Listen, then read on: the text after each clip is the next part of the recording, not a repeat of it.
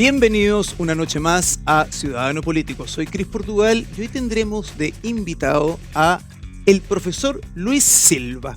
Luis Silva, consejero actual en el actual Consejo Constituyente. Vamos a conversar un poco de todas las movidas que han habido, las novedades sobre las enmiendas, todo lo que ha estado pasando alrededor del Consejo, un poco de coyuntura, eso y más hoy en Ciudadano Político. ¿Cómo estás, Luis? Bienvenido a Ciudadano Político. Gracias por estar acá. Gracias a ti, Cris, por la invitación. Muy bien y con muchas ganas de iniciar esta conversación y conocernos porque yo no te conocía, sabía de ti nomás y de tu restaurante. Bien, vamos con la entrevista. Las personas que están en casa, para que te conozcan un poco más, Luis, tú eres abogado constitucionalista, académico, actual miembro del Consejo Constitucional por el Partido Republicano. Fuiste primera mayoría en esta elección de este consejo, que me imagino que eso te llegó como gran peso. Ahora vamos a conversar de eso. Y bueno, más conocido por todos como el profe Silva en un minuto.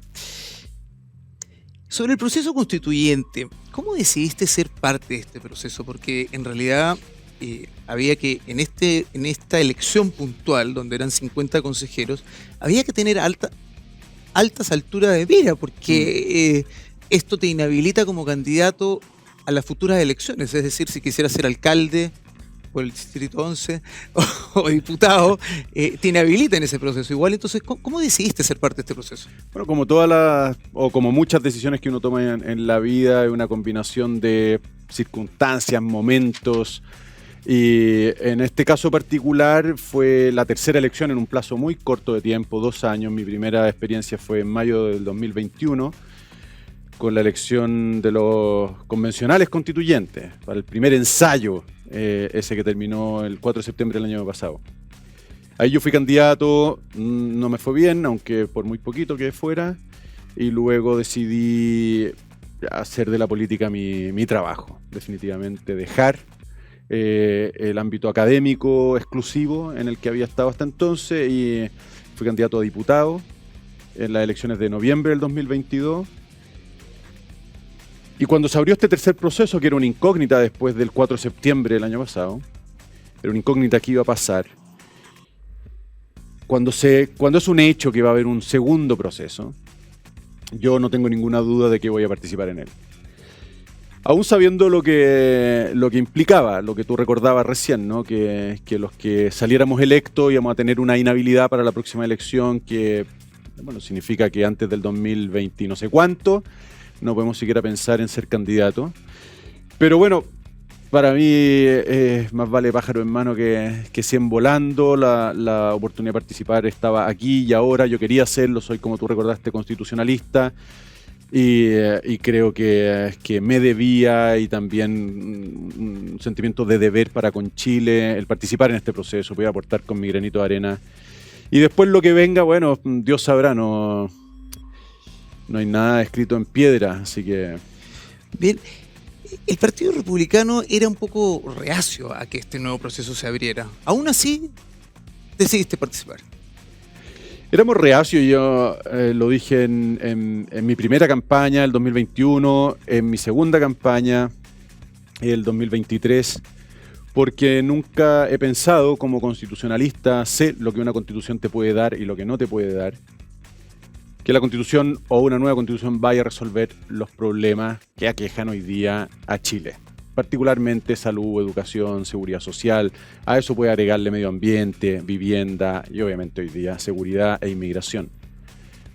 Y por lo tanto me parecía que catalizar esos dolores a través de un proceso constitucional era una terapia errada. Una terapia errada, ¿no? Estábamos bien en el diagnóstico, estábamos mal en la terapia. Y creo que eso también explica en parte el desapego hoy día respecto del proceso, la indiferencia, las altas tasas de rechazo.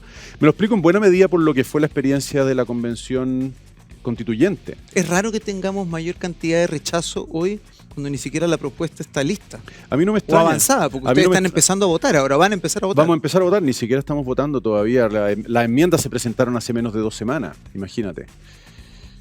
No me extraña nada la alta tasa de rechazo aún sin conocer el texto definitivo y probablemente con una distancia bastante importante de lo que es el día a día del proceso, ¿no? Yo yo tiendo a pensar que aquellos quienes se declaran hoy por el rechazo o en contra, porque el voto va a ser a favor o en contra en esta ocasión, no lo hacen como resultado de lo que van siguiendo del día a día del proceso constitucional. No, simplemente miren, no me hablen de constitución, ya sé que no me va a cambiar la vida. Tuve una experiencia en el proceso anterior en donde me ilusioné con la idea de que una nueva constitución podía significar un verdadero cambio, y resulta que nos encontramos con una experiencia muy penosa, con un resultado muy alejado de lo que fueron las promesas, de lo que eran los dolores de la gente, y que culminó en un rechazo bastante contundente, con el 62% con votación obligatoria, con lo cual muchas personas. Así que un segundo proceso, obviamente que es mirado con mucha desconfianza por la ciudadanía. Desconfianza en el sentido no de que aquí se esté tramando un fraude, no en ese sentido, sino en el sentido de que yo ya sé que una nueva constitución, o tuve la experiencia, ¿no?, de que una nueva constitución no iba a solucionar los problemas que me importan hoy, que me aquejan, que están golpeando mi puerta día a día. Así que no, como te digo, no me extraña, y obviamente que hay ahí un desafío. Pero tú te las vas a jugar porque esto se apruebe. Nosotros estamos trabajando para que se apruebe, Ya. evidentemente. Y cuando digo nosotros, estoy pensando en primer lugar en la bancada republicana.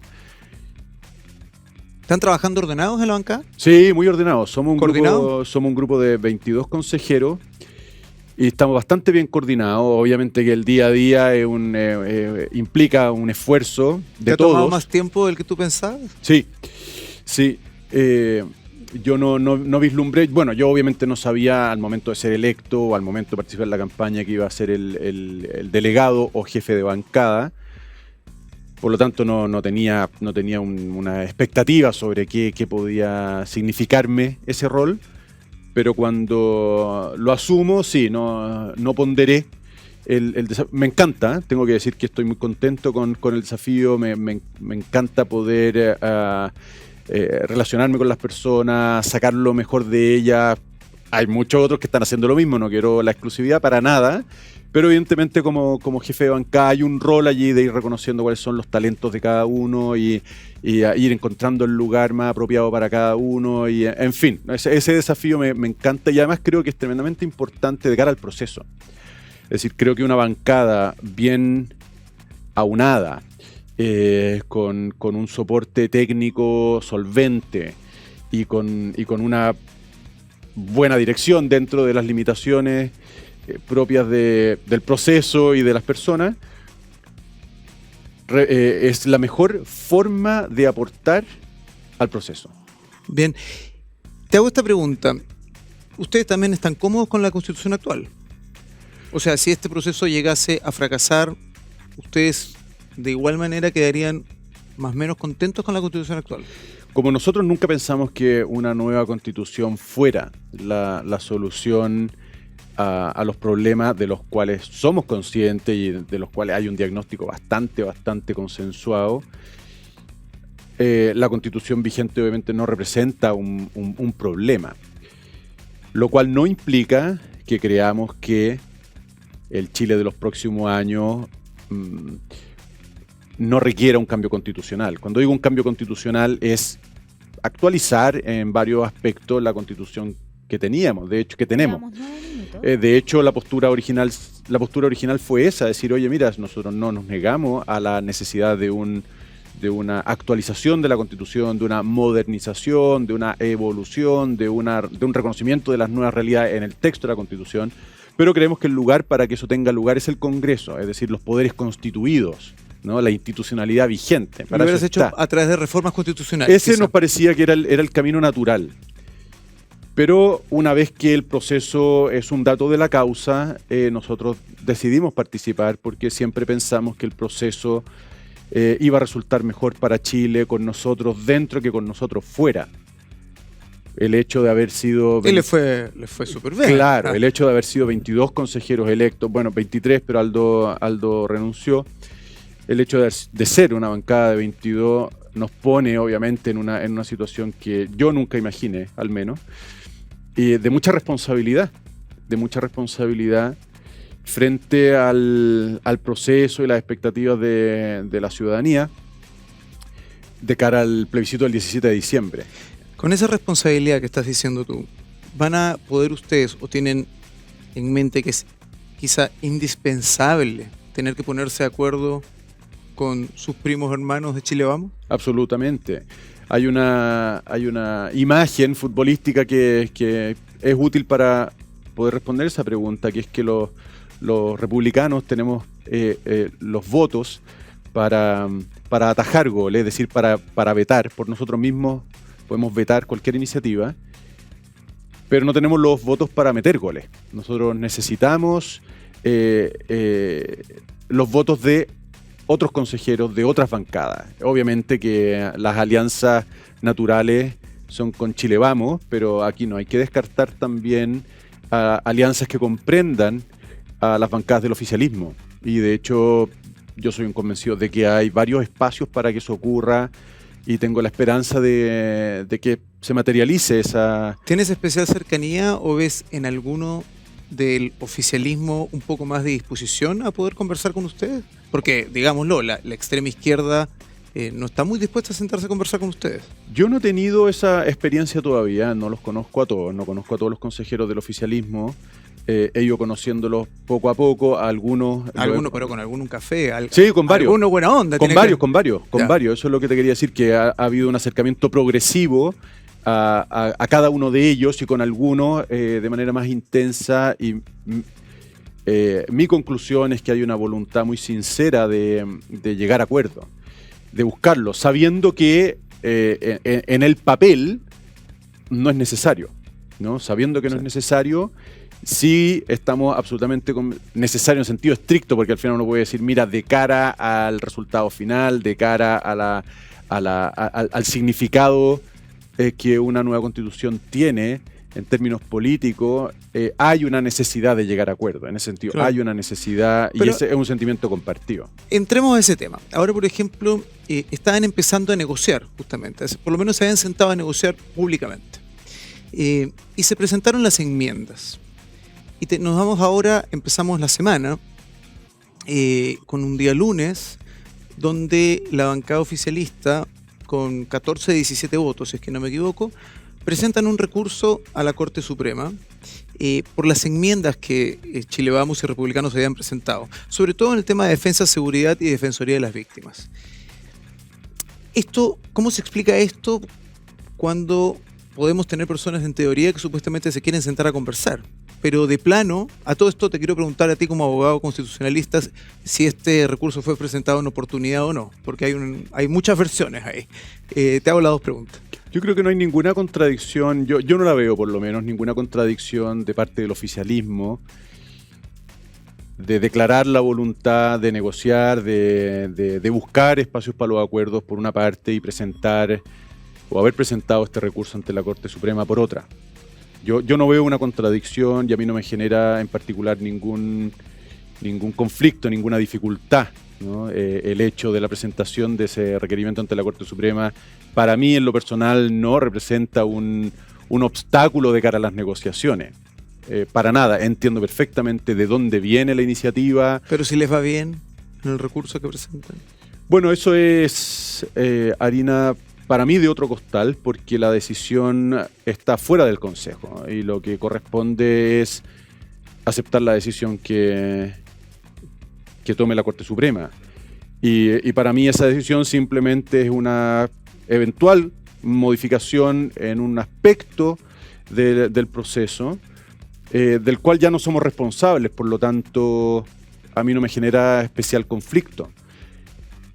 Y en cambio, creo que el desafío es buscar dentro de ese escenario que eventualmente la decisión de la Corte Suprema haya cambiado esos nuevos espacios. ¿No?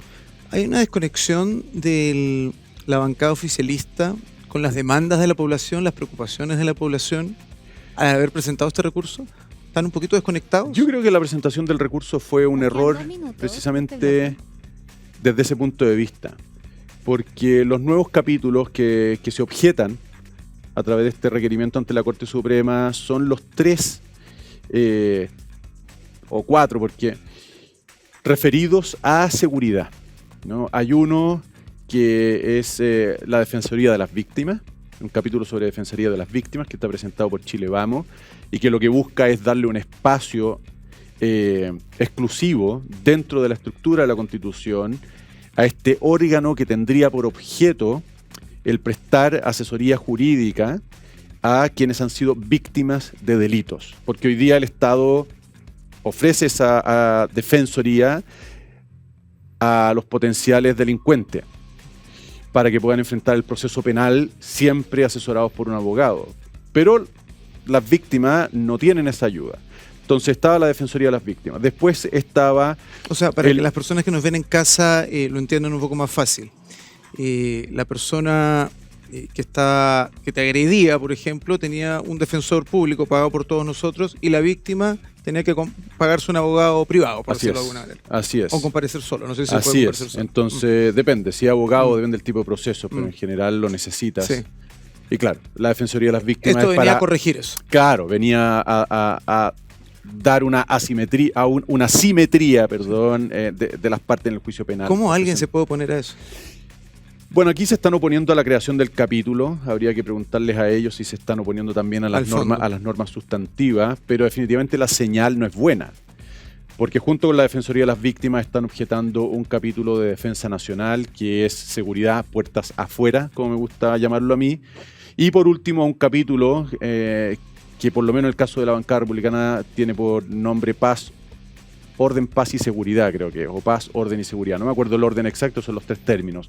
Y ese es un capítulo de seguridad puertas adentro, en donde además de varias de las normas que hoy día están en el anteproyecto, se incluían otras más que refuerzan el deber del Estado desde la Constitución por atender a esta necesidad que hoy día está tan despierta, tan viva, tan sentida en la ciudadanía como en la seguridad. Y hoy entonces, día es la preocupación número 1 de la población. Claro que sí, pues. Y entonces en ese contexto el oficialismo decide presentar un requerimiento ante la Corte Suprema para que declare inválidos estos capítulos creados en función de la seguridad. La señal que está dando a la ciudadanía a mí me parece que es negativa, no puede ser bien percibido el objeto de este requerimiento y las explicaciones técnicas, que las hay, porque obviamente que ellos tienen un argumento para invocar la nulidad, la anulación de estos capítulos. La ciudadanía no lo va a asimilar, no lo va a entender, simplemente va a haber una lectura bastante lineal entre, mira, aquí habían unos capítulos sobre seguridad y aquí hay un requerimiento que busca acabar con esos capítulos. Y eso genera obviamente la percepción de que, bueno, aquí no hay sintonía entre el oficialismo y la ciudadanía, y además una cierta contradicción se puede percibir porque en sus campañas el oficialismo, igual que como lo hizo hoy día, como lo hizo la oposición, centraron sus discursos en la seguridad. Todos eran conscientes de que la seguridad era un tema relevante a la hora de elegir a los consejeros constitucionales. Todos estos consejeros, cuando hicieron campaña, hablaron de seguridad. Eso es básicamente. Básicamente, ¿no? Y la franja también, pues. O sea, acuérdate de la franja de Unidad por Chile, creo que se llama. Bueno, no me acuerdo cómo se llama el pacto donde iba el Partido Comunista, pero allí habían alusiones directas, ¿no es cierto?, a la seguridad, Carabineros de Chile, etcétera, etcétera. Y ese mensaje con el que se hizo campaña, que buscaba precisamente sintonizar con esa demanda ciudadana tan sentida, se ve contradicha por la presentación de un recurso ante la Corte Suprema para que anule los capítulos que la oposición presentó precisamente para hacerse cargo de la seguridad. Entonces, vayan a explicarle eso a la ciudadanía. Yo creo que fue un error el haber presentado ese recurso independiente del resultado que tuvo en la Corte Suprema. Bien, Luis, vamos al primer corte. Estamos terminando el primer bloque. Soy Cris Portugal, acá en Ciudadano Político. Estamos junto al consejero Luis Silva. Volvemos. Patio Outlet, la red de outlet más completa del país. Encuentra grandes oportunidades en grandes marcas. Patio Outlet, el patio que nos une. Conoce más en patiooutlet.cl. Estamos de regreso en Ciudadano Político, soy Cris Portugal y nuestro invitado de hoy es el consejero Luis Silva. Luis, sigamos hablando un poco de la Constitución. ¿A ti te gusta el borrador que entregó la Comisión de Expertos? Como punto de partida, sí. Ya. Como punto de partida me gusta, es un texto que es respetuoso de la tradición constitucional, evidentemente que se nota la mano de los expertos, porque hay que recordar a todos quienes nos están acompañando que este anteproyecto, este texto fue redactado por expertos, 24 expertos. Pero como punto de partida, ¿no? Hay muchas cosas que no fueron resueltas, hay cosas que fueron resueltas desde mi perspectiva de manera mejorable. Y así que, bueno, eso explica que un anteproyecto que como punto de partida me parece bueno, merezca desde nuestra bancada, bueno, muchas observaciones, tantas cuantas enmiendas presentamos.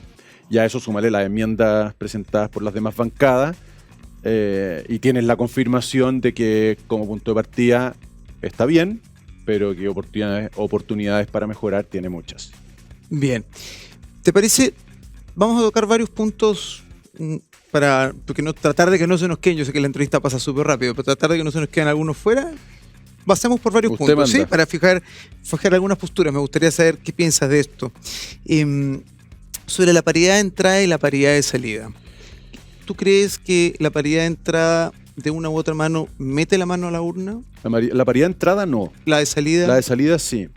La paridad de entrada es una manera de promover la participación de la mujer. Es decir, que la mitad de candidatos sean hombres, la mitad de candidatos sean mujeres. Exactamente. Y creando incluso incentivos para que los partidos puedan encontrar, suponiendo que es más difícil, candidatas mujeres, o que haya un voto hacia la mujer. Hoy día tú sabes que el fisco le devuelve al candidato un cierto dinero por voto obtenido. En el caso de las mujeres devuelve un poco más que en el caso de los hombres, lo cual también es un incentivo para promocionar la participación de la mujer. Pero eso tiene que ver con la creación de condiciones para una participación en igualdad de oportunidades. Ya, eso suena bastante justo, digamos. Sí, obvio. Y bueno.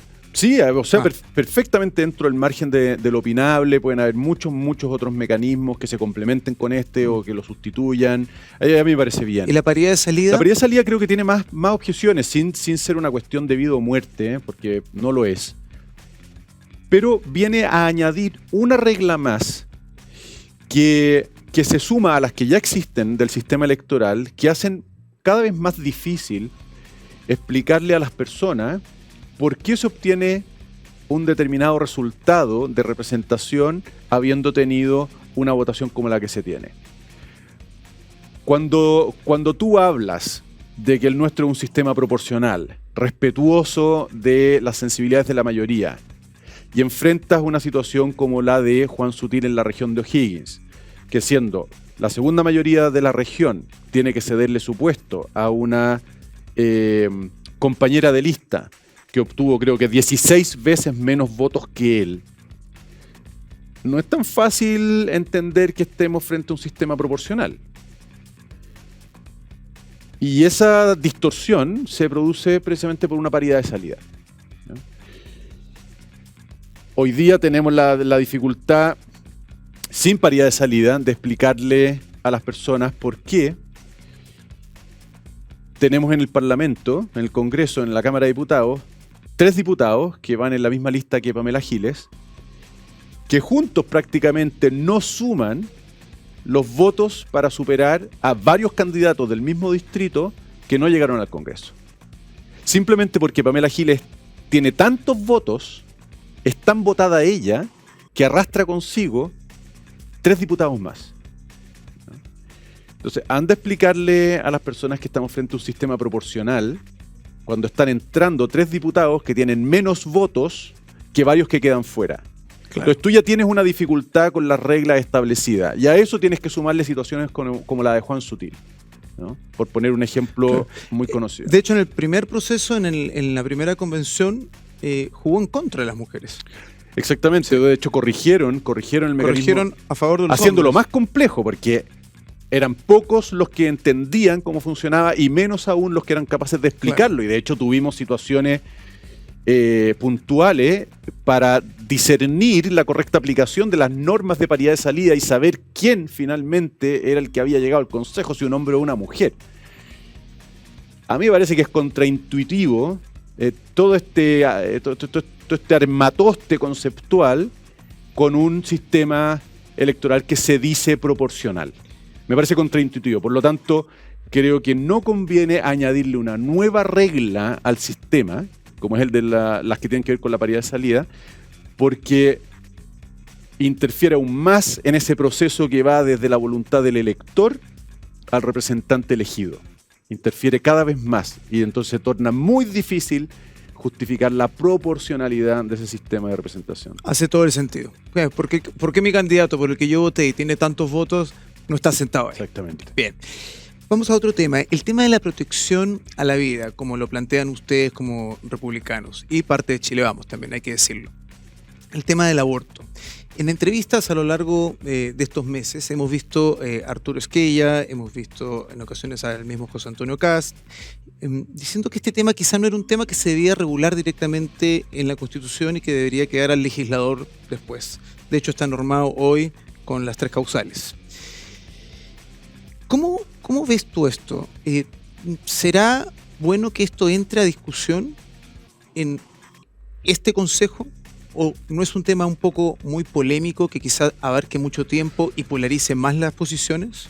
El Consejo Constitucional tiene 5 meses para hacer su trabajo, lo cual es, créanme, nada. El tiempo vuela. En ese contexto yo afirmé muy tempranamente, ya una vez electo, que no me parecía que el Consejo Constitucional fuera la instancia para resolver o zanjar controversias morales que son políticas, jurídicas también, todas son dimensiones que convergen en discusiones como la del aborto, porque 5 meses no eran suficientes, ni 10 meses serían suficientes, ni probablemente 24 meses serían suficientes. Y nosotros teníamos que cumplir con el mandato ciudadano, que era presentar una constitución para que fuera votada en plebiscito el 17 de diciembre. Ahora, el Partido Republicano y también los partidos de Chile Vamos, en principio, pero en el caso del Partido Republicano, y hablo por él, siempre se ha declarado a favor de la protección de la vida, el que está por nacer desde el momento de la concepción y hasta la muerte natural. Siempre. Para nadie es una sorpresa que el Partido Republicano presente enmiendas en favor de proteger la vida. Ahora, con las enmiendas que presentamos, nosotros no estamos zanjando la cuestión. Quienes interpretan de nuestras enmiendas que estamos prohibiendo el aborto en 3 causales se equivocan, de buena o mala fe. A ver, explícanos eso, por favor. Hoy día la Constitución dice: la ley protegerá la vida del que está por nacer. Eso es lo que dice la Constitución. ¿Por qué protege la vida del que está por nacer? Porque entiende que lo que, no me gusta hablar de lo que está gestándose en el seno materno, es un ser humano. Yeah. Y esto lo reconoce el mismo Tribunal Constitucional en la sentencia en que declara constitucional el aborto en 3 causales. Lo que dijo el Tribunal Constitucional es que, siendo un ser humano, no es persona porque no ha nacido. Y mientras no nazca, no tiene la protección que la Constitución le ofrece. Pero no desconoce que lo que se está gestando es un ser humano. Okay. Lo que nosotros hacemos con nuestras enmiendas es reforzar esta premisa. ¿Y qué decimos? Decimos que todo ser humano es persona. Esa es la primera enmienda que incorporamos al texto. Y la segunda es niño, esta es una definición, niño es todo ser humano menor de 18 años de edad. Esas 2 enmiendas, ¿qué es lo que están diciendo? Que lo que está aquí dentro es un ser humano y persona. Ahora, estas 2 enmiendas, hay que recordarlo, son parte del derecho vigente en Chile. Son 2 disposiciones que están, la primera en la Convención Interamericana de Derechos Humanos, ratificada por Chile en 1990, y la segunda en la Convención de Derechos del Niño, ratificada por Chile también en 1990. Es decir, hace 33 años que estas 2 disposiciones son parte de nuestro derecho. Ya, Luis, pero igual instala el tema en el Consejo. Mi pregunta iba para allá. Gracias por la explicación. Pero va para allá, es como, era el minuto para complicar un poco más este consejo, esta constitución que ustedes están armando ahora. Era momento para complejizar esto, siendo que, como dices tú, ya está normado hoy día, tanto por un lado por lo de las 3 causales, como por otro lado por el derecho de la persona, de la guagua y la protección a la vida, como bien lo estás diciendo ahora. Me queda la duda, te lo vuelvo a hacer la pregunta. Yo creo que no habría sido responsable que el Partido Republicano se inhibiera, ¿Ya? de reforzar una premisa tan básica de las bases de las democracias occidentales como es que el ser humano merece protección.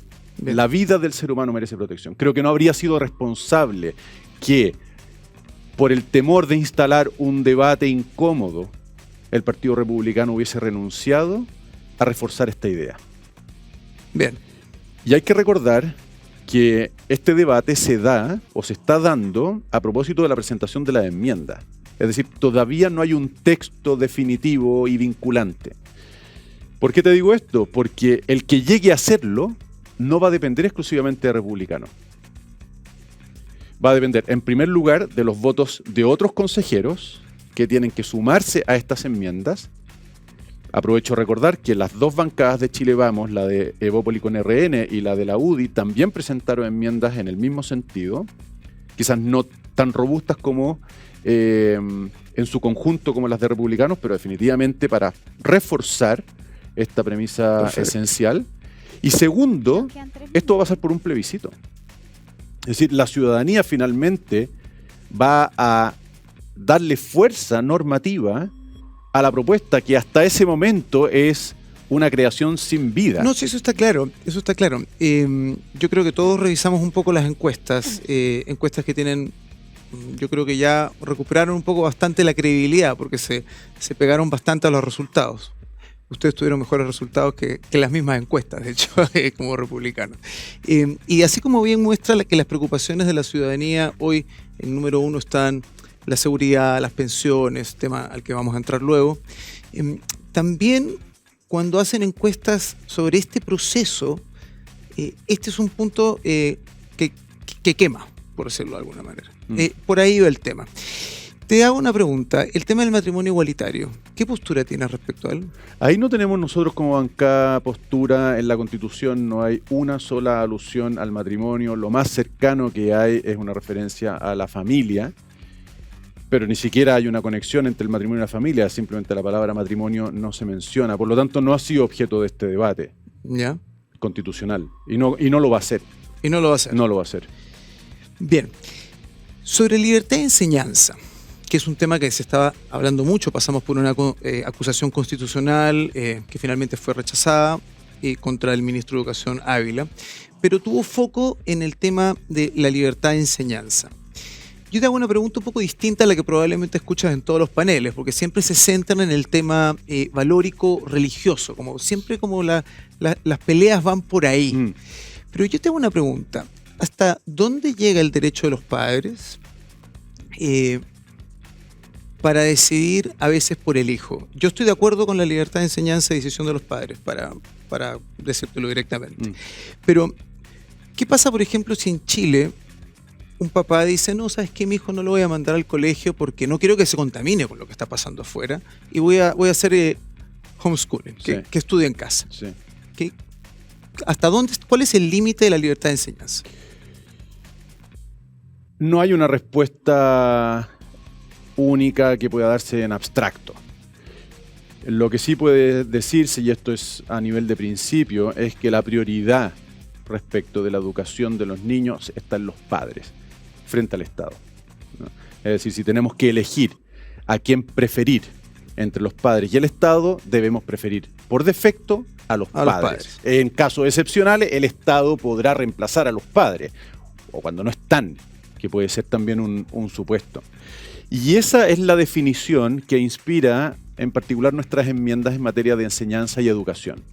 Y de hecho nosotros tenemos una enmienda que es bastante robusta en este sentido y que reconoce 3 niveles de esta preferencia de los padres o derecho preferente de los padres a la educación de los niños, de sus hijos.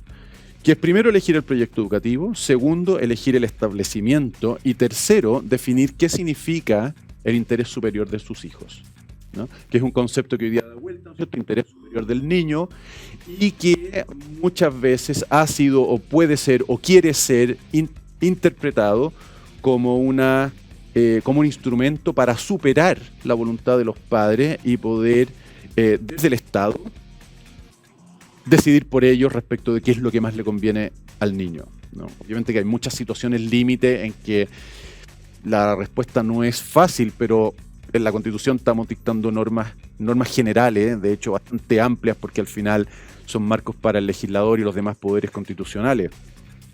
Pero ese es el principio que guía nuestras enmiendas en materia de enseñanza y educación. Que quienes mejor saben qué le conviene a un niño son sus padres. Y tenemos que reforzar ese vínculo, tenemos que reforzar el estatuto de los padres. Y si eso implica, llegado el caso, que los padres crean un espacio para educar a sus hijos al margen del sistema formal de educación, homeschooling, por ejemplo, bien, yo creo que eso merece reconocimiento y el Estado tendría la obligación de buscar los medios de reconocer esa forma de enseñanza de manera de no perjudicar al niño que es educado en ella, eventualmente para acceder a la universidad o trabajos o etcétera. En cuanto al lugar donde se educa el niño y la religión, libertad de los padres. Sí. Muy bien. Vamos a otro tema. Estamos saltando varios temas porque no quiero, como te digo, que se termine la entrevista sin por lo menos fijar algunos. Pensiones. En este minuto estamos en un debate fuerte. Tenemos una ministra Jara bastante intransigente. Vemos que el gobierno no se ha movido un ápice en su postura. Y el gobierno quiere que el 6% vaya a solidario y no a una cuenta individual. La contrapropuesta de Chile Vamos ha llegado hasta, no formalmente creo, pero ya ha llegado hasta, por lo menos las conversaciones, un 3% solidario, un 3% al individual. Siendo la propuesta real de la derecha que el 6% entero vaya a la cuenta individual de cada uno de los trabajadores, sí, y que las pensiones se mejoren vía impuestos generales. ¿Qué posición tienes tú respecto a esto? Bueno, la misma de la bancada, en este caso, que también se traduce en una enmienda que presentamos, que no es distinta de las de Chile Vamos en su esencia, que es reconocer la libertad de la persona para elegir a dónde va su cotización obligatoria para asegurarse las pensiones en caso de invalidez, enfermedad o jubilación. ¿Heredabilidad? Heredabilidad, o sea, propiedad en primer lugar, y como consecuencia de la propiedad sobre esos fondos, heredabilidad e inexpropiabilidad, es decir, protección de esos fondos frente a cualquier intento del Estado por apropiarse de ellos. Pero hay que reformar el sistema. O sea, hay que buscar todos los mecanismos posibles para mejorar la seguridad social. Ahora, nosotros creemos que ese camino va por fortalecer, digamos, ese camino no va, mejor dicho, no va por entregarle al Estado el monopolio en el uso de esos recursos. Porque es cierto, el diagnóstico que se hace muchas veces para justificar ese camino es real. Es real que hay personas que después de haber trabajado muchos años reciben unas pensiones de miseria y que el Estado tiene que venir a suplir. Hoy día lo hace, ¿no es cierto?, a través de la PGU, pero... ¿Te gusta la PGU? A mí me parece que es una buena manera de fortalecer este deber del Estado o de la sociedad para consigo misma, de que quienes ya no pueden trabajar tengan las condiciones para llevar una vida digna. Pero creo que la solución, que esta es una solución que viene a complementar la de la capitalización individual de esos ahorros porque... Sí, se habla poco, porque claro, cuando al sector oficialista plantea esto, se les olvida decir que la PGU en realidad hoy ya está mejorando las pensiones de los que menos percibían. Así es, y de hecho te decía que en el diagnóstico estamos de acuerdo, Pero ese diagnóstico de las pensiones de miseria en muchos casos no te lleva a concluir que entonces hay que hacer a un lado a los particulares y a instalar en su lugar al Estado.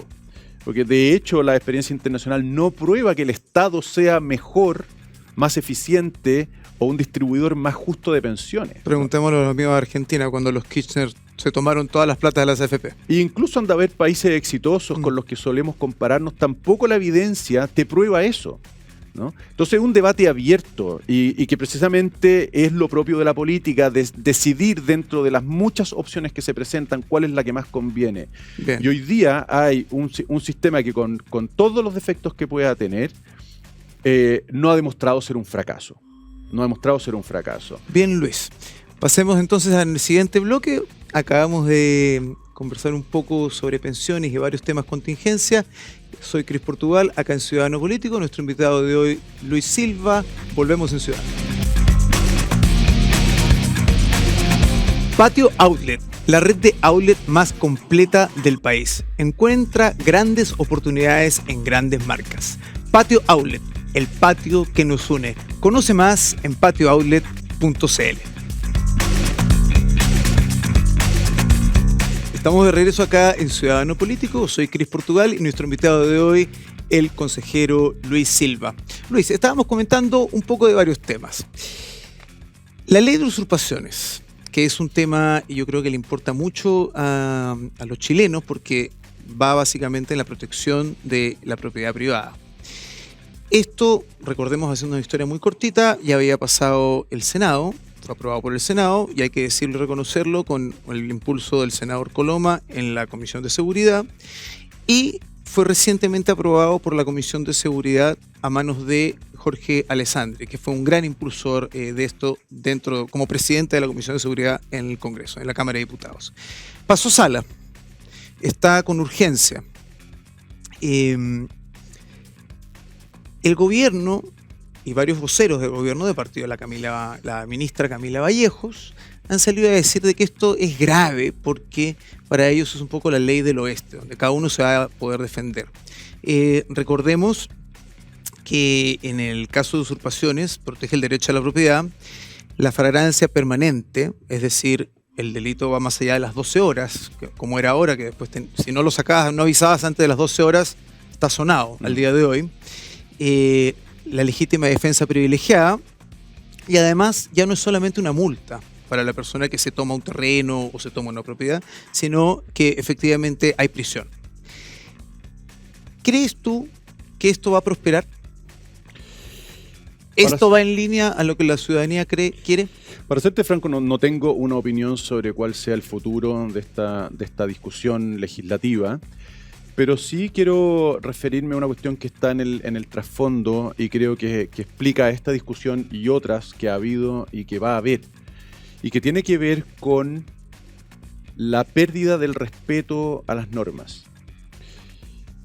Esto es una cuestión que se acentuó gravemente en los meses que siguieron al estallido social, en donde obedecer las reglas era prácticamente la excepción. No quiero decir que ha sido el único momento, pero definitivamente hay una acentuación en ese periodo y es cosa de ver qué es lo que fue la discusión respecto de, hoy día de las reglas del uso de la fuerza, en su momento de la legítima defensa, entre comillas, de las fuerzas de orden y seguridad frente a los ataques que sufrían, porque en la práctica lo que estaba pasando es que quienes eran llamados en última instancia a hacer cumplir el derecho, a hacer efectivo el derecho, que son Carabineros de Chile, no eran respetados, es decir, había un control policial y los autos pasaban por encima de los carabineros, ¿no? Claro, había toque de queda y la gente salía a bailar a las plazas. Ahora tenemos un 80% de aprobación a Carabineros, la situación ha cambiado un poquito. Ha cambiado un poquito, sí. Pero la inercia de esta falta de respeto hacia la norma es muy fuerte. Sí.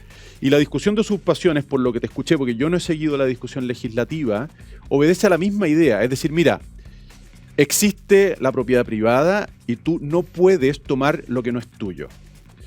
Nos fuimos acostumbrando a que se tomara lo que no era suyo a través de las tomas, literal, ¿no? Llegaban y desconocían el cartel que decía propiedad privada no pasar, desconocían la intimación del dueño del predio para que se retiraran, desconocían la intimación de la fuerza pública para que se retiraran, e incluso los mismos jueces en algunos fallos, ¿no es cierto?, han dicho, mire, este es un problema que nosotros no vamos a resolver aunque la ley claramente favorece al dueño del predio. ¿A qué te lleva todo eso? Te lleva a endurecer las sanciones frente a la infracción. ¿Cuál es la idea? Que se cumpla la regla. Por lo tanto, la discusión sobre usurpaciones, como muchas otras discusiones que han habido y que vendrán, remiten siempre a este problema o se pueden mirar desde esta óptica. Es decir, ¿qué hacemos para que se obedezca la ley? Okay.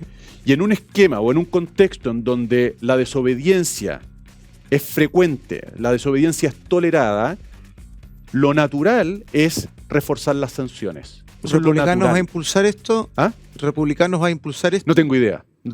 Yo en la discusión legislativa no participo de nada. ¿En el Consejo? ¿Va como propiedad, el tema de la propiedad privada va como un tema principal? Yo no recuerdo que tengamos ninguna enmienda particular sobre la propiedad privada porque en el anteproyecto quedó bastante bien, que significa bastante parecido a lo que tiene el texto de la Constitución vigente. Para serte franco, no sé si hay diferencias y si las hay, cuáles son. Pero no es un tema en el que yo me haya metido para nada, porque asumo no ha sido necesario. Bien. Ahora te voy a llevar y te voy a sacar un poco del tema constitucional. Vamos un poco con tema contingencia. El caso Fundaciones. Se destapó la olla, saltó el primer caso de Democracia Viva, donde se vio que gobiernos regionales, Ceremis, gente vinculada al partido de Frente Amplio, sobre el partido con Revolución Democrática básicamente, siguió con Convergencia Social, están ligados a traspasos de dineros que están por debajo de los montos en los que toma razón Contraloría, traspasos directos sin boleta de garantía, algo que supimos ahora hace poco, y son montos cuestionados, que van sobre los 14.000 millones de pesos. ¿Cuál crees tú que podría ser el mecanismo por el que esto se pudiese regular? Porque es realmente un escándalo que estén tomando la plata que está destinada, en este caso real, a los más pobres de Chile, a los que no tienen casa, literal, por ejemplo. ¿Cómo regularías tú esto? En la discusión constitucional, este punto de la contingencia solo ha venido a reforzar una línea de trabajo que ya habían tomado los comisionados expertos, que es sancionar las faltas de probidad de los funcionarios públicos, sancionarlas más gravemente. Como hablábamos hace un rato, el anteproyecto es un buen punto de partida. En las enmiendas que hemos presentado, y estoy pensando en las de la bancada de Chile Vamos, tanto como republicano, se refuerza severamente este punto de la falta de probidad. Habrán escuchado en sus casas el concepto de muerte cívica. Yo, y quiero darle los créditos, lo escuché por primera vez en boca de Pilar Cuevas, delegada de la bancada de Renovación Nacional, que nosotros respaldamos. No fuimos juntos en esta enmienda, pero definitivamente compartimos el espíritu y el texto. ¿De qué se trata la muerte cívica? La muerte cívica se trata de que quien sea declarado judicialmente culpable por faltas a la probidad, por corrupción en el ejercicio de un cargo público, no puede nunca más en su vida volver a ocupar un cargo de elección popular o una función pública. Incluidos, y esto habría que revisar ahora las enmiendas, pero en principio, incluidos aquellos cargos de exclusiva confianza del presidente, que muchas veces se ocupan como manera de compensar a quien por distintos motivos ha tenido que dejar su cargo en la administración pública. Premios consuelo. Claro. Es como si a Jackson lo tuviesen que sacar porque hay un dictamen de un juez en su contra y lo mandasen al segundo piso de la moneda, ponte tú. La idea es que eso no pase en ningún caso. Las enmiendas en este caso son distintas, pero convergen a este punto. De decir, mira, quien ha abusado de la confianza pública, ¿no?, quien ha traicionado la fe depositada en última instancia por la ciudadanía en quien ejerce ese cargo, desde el presidente de la República para abajo, pasando por todo el Congreso, pasando por el Poder Judicial, tiene que ser severamente sancionado. Y esto es importante, no se trata en última instancia de un mal uso de las plata, de un enriquecimiento ilícito. Lo más grave, y desde el punto de vista constitucional esto es muy claro, es la disolución del vínculo de confianza que es fundamental para el tejido social. O sea, nosotros como sociedad podemos convivir porque hay confianza entre sus miembros. Mientras más tenue, mientras más débil sea ese vínculo de confianza, más pobre es la convivencia, más frágil es la estabilidad. Mientras más fuertes son los vínculos de confianza, más solvente, más robusta es la vida social. Este tipo de situaciones, como la que tú describías, lo que hacen es disolver la confianza. Y eso es una bomba de tiempo en la convivencia social. Que la Constitución se haga cargo de ese problema, ¿no?, nuclear, castigando con mayor severidad a quienes sean responsables.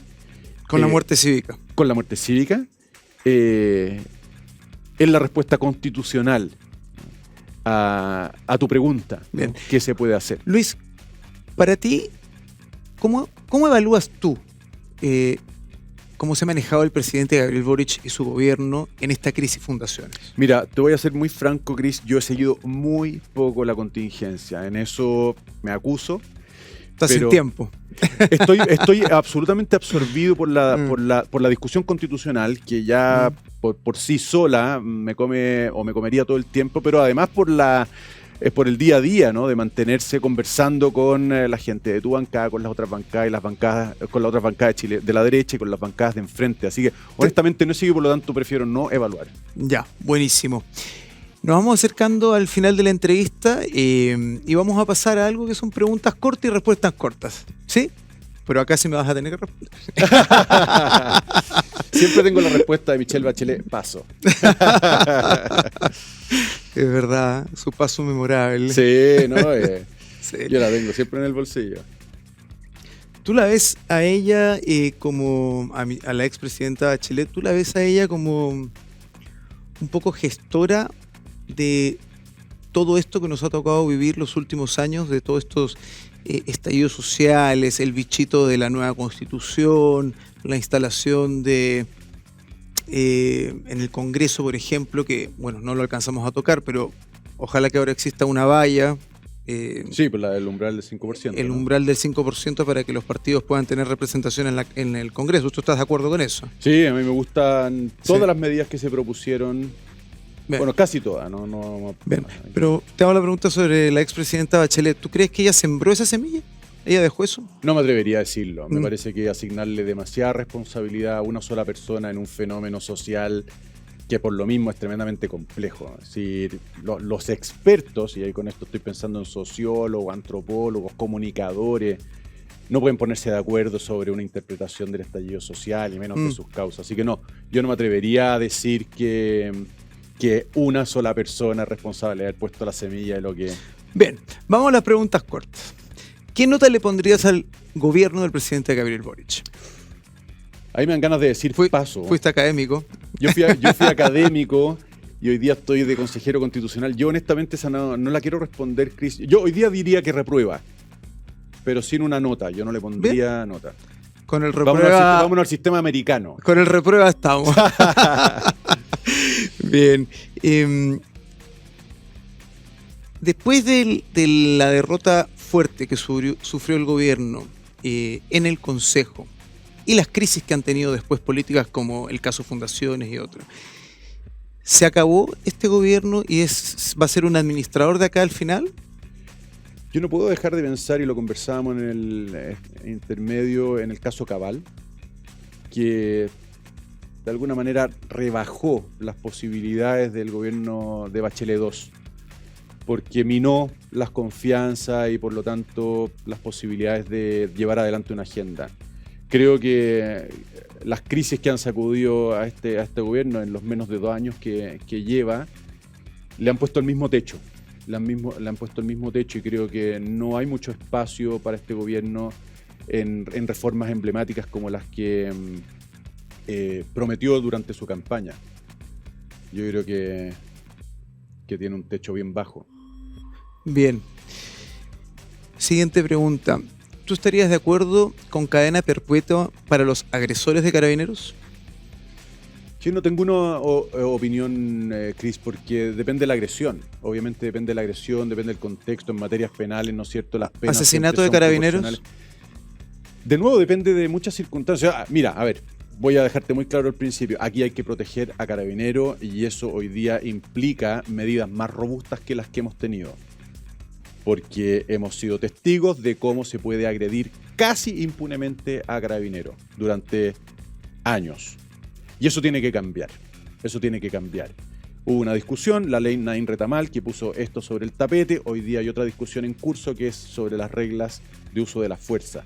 En ambos casos, la medida de qué es proporcional tiene que moverse en favor de dotar a Carabineros de una protección más robusta. Eso definitivamente. Ahora, cuál sea la sanción que se sigue a quien agrede a Carabineros con resultado de muerte es obviamente una cuestión que no se puede responder en abstracto, porque el derecho penal contempla un montón de atenuante, agravante. Sí, era una pregunta general. Pero no, a la pregunta general, la respuesta general es que definitivamente a Carabineros hay que dotarle de una protección más robusta para disuadir a quien tenga la intención de agredirlos. Bien. Luis Silva, tú como abogado constitucionalista y como académico, ¿qué consejo le darías al presidente Gabriel Boric si es que te llama: Luis, tomémonos un café en estricto privado, nadie se va a enterar de esta conversación, es interna? Por favor, dame un consejo.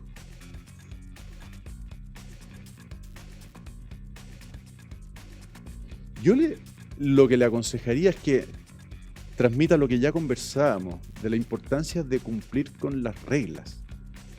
De que donde vea una oportunidad para reforzar todo lo que apunte a este deber mínimo de lealtad que exige el convivir con otros, lo haga, lo aproveche. Que transmita esto. Puede haber leyes deficientes, pero aún así son las reglas que tenemos. Y cumplirlas es mejor que creerse autorizado para saltarlas, porque eso genera caos al final, ¿no? Nos lleva por el camino de la ley del más fuerte. Yo eso es lo que le aconsejaría. No digo que no lo haya hecho, porque no he evaluado la gestión del presidente Boric desde este punto de vista, pero creo muy honestamente que hoy día una de las grandes carencias que tenemos como sociedad, y esto es un desafío que no es exclusivo de Chile, sino que creo de muchos países en el mundo, probablemente sea permanente, es la disposición a cumplir con las reglas, entendiendo que es un deber exigido por la lealtad de convivir con otros. Es decir, tú aceptas que yo esté junto a ti en la sociedad porque entiendes que voy a cumplir con mis deberes, que están definidos en una regla. Y yo, respecto a ti, exactamente lo mismo. Bien, muy buen consejo para el presidente Gabriel Boric. Las últimas dos preguntas, vamos acercándonos al final del programa, Luis. Futurología. ¿Se aprueba o no se aprueba el proyecto de constitución que van a presentar en diciembre? Yo creo que se va a aprobar, pero me es imposible decir por cuánto. Porque creo que se va a aprobar, porque quiero pensar que hacia el final del proceso, es decir, cerca de la fecha del plebiscito, las personas apremiadas por tener que decidir qué van a votar, porque el voto es obligatorio, van a mirar a sus líderes de opinión, a los referentes que uno siempre tiene para saber qué votar cuando tiene dudas. Y quiero imaginar que al cabo de este proceso, todas las señales y el mismo texto del proyecto que se someta a plebiscito inviten a la ciudadanía a pensar en algo que se hizo seriamente, pensando en el bien del país, y que lo que allí está es lo mejor que pudo obtenerse desde esta fuente, desde esta inspiración. Y eso se va a traducir, esto es la futurología, se va a traducir en un voto muy pragmático, no entusiasta, pero pragmático. Es decir, mira, si mis líderes de opinión, si los referentes que yo tengo me dicen que esto es suficientemente aceptable para dar vuelta a la página, yo voy a votar a favor. Bien, esperemos que así sea. Primero tenemos que esperar un buen borrador de parte de usted, una buena propuesta. Esa, ¿verdad?, es la tarea en la que estamos. Muy bien, Luis. Última pregunta para el cierre. ¿Vamos algún día a ver a Luis Silva como diputado o como alcalde en el Distrito 11? No sé cómo qué me van a ver, pero yo sí lo he dicho muchas veces, quiero seguir en el servicio público. ¿Dónde o desde dónde? No lo puedo adelantar simplemente porque no lo sé, pero quiero hacerlo y voy a estar atento a las posibilidades en que pueda, ¿no? Poner todo lo que tengo y todo Vamos lo que a hacer puedo. Futurología. Yo apuesto que te vamos a ver por ahí. Bueno, ya tienen la palabra de Cris aquí para después cobrársela, a ver qué tan certera fue su... Nos vamos a acordar de profecía. esta entrevista. Oye, muchas gracias por haber estado hoy día en Ciudadano Político, Luis. Espero que sea la primera de varias entrevistas. Depende de ti. Te voy a volver a convidar hacia el final del proceso para tener las impresiones cuando ya tengan un proyecto presentado. Con mucho gusto. ¿Sí? ¿Prometes volver? Sí, si me invita. Muy bien. Muchas gracias por habernos acompañado hoy en Ciudadano Político. Recuerden vernos todos los miércoles a través de Agricultura TV, a través de Zapping TV, canal 182, a través del canal de YouTube de Agricultura TV y siempre en agricultura.cl. Soy Cris Portugal, hoy estuvimos en Ciudadano Político junto al consejero Luis Silva. Nos vemos la próxima semana.